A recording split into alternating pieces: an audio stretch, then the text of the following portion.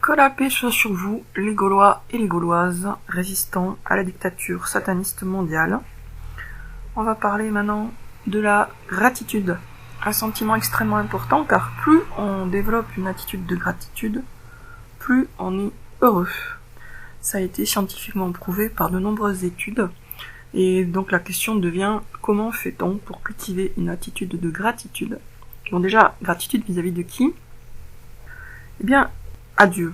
Parce qu'on peut être reconnaissant vis-à-vis des gens, et bien sûr c'est conseillé quand il y a des raisons de l'être. Cependant, la gratitude est un sentiment vis-à-vis de quelqu'un, la gratitude vis-à-vis de quelqu'un est un sentiment à double tranchant, puisqu'elle peut nous rendre aveugles à certains défauts de cette personne, voire pire, nous rendre plus ou moins esclaves et soumis de cette personne. Donc l'essentiel c'est d'avoir une attitude de gratitude vis-à-vis de Dieu. Parce que cette gratitude-là n'a que des conséquences positives, elle n'a pas d'effets secondaires néfastes. Tous les effets secondaires de la gratitude vis-à-vis de Dieu sont bénéfiques. Donc, il est important de cultiver une attitude de gratitude vis-à-vis de Dieu. Ceux qui ne sont pas croyants peuvent toujours cultiver une attitude de gratitude vis-à-vis de l'univers. Ce mot qui ne veut rien dire, enfin pas grand-chose, et qui est souvent utilisé comme un substitut à Dieu, justement. Alors, comment faire pour cultiver une attitude de gratitude vis-à-vis de Dieu? Eh ben, moi je connais une méthode toute simple, qui consiste à faire soit par écrit, soit juste mentalement. Les deux sont efficaces, mais par écrit ça a plus d'impact. Donc, qu'est-ce que vous faites par écrit ou mentalement? Vous faites une liste de raisons d'être reconnaissant à Dieu. Et plus vous êtes dans une situation pénible, plus ça va être dur à faire, bien sûr, mais en même temps, plus ça sera utile. Alors, je vous donne un exemple de ce que ça peut donner. Grâce à Dieu, j'ai un lit. Et là, vous imaginez ce que c'est que de ne pas avoir un lit, de dormir par terre. Si ça vous est déjà arrivé, vous rassemblez vos souvenirs. Grâce à Dieu, j'ai une couverture. Et là aussi, vous rassemblez vos souvenirs de ce que c'était que de dormir sans couverture, si ça vous est déjà arrivé. Grâce à Dieu, j'ai de quoi manger. Et là aussi, vous rassemblez vos souvenirs de faim. Grâce à Dieu, je vis pas loin de la nature, par exemple.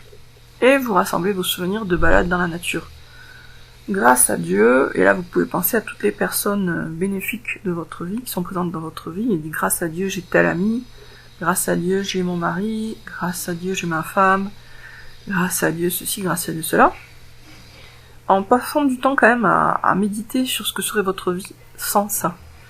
Si avec ce point de comparaison imaginaire, ou lié au souvenir, que vous pouvez vraiment ressentir de la gratitude, parce que vous imaginez ce que serait le manque de ce que vous avez actuellement. Et là, vous pouvez vous réjouir. Vous pouvez aussi penser à des gens qui n'ont pas ce que vous avez.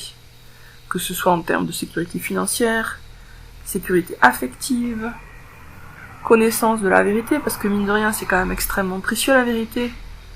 Et on peut être reconnaissant pour, par exemple, le fait de savoir de connaître Dieu, de connaître l'existence de Dieu, de connaître l'existence du paradis et de l'enfer.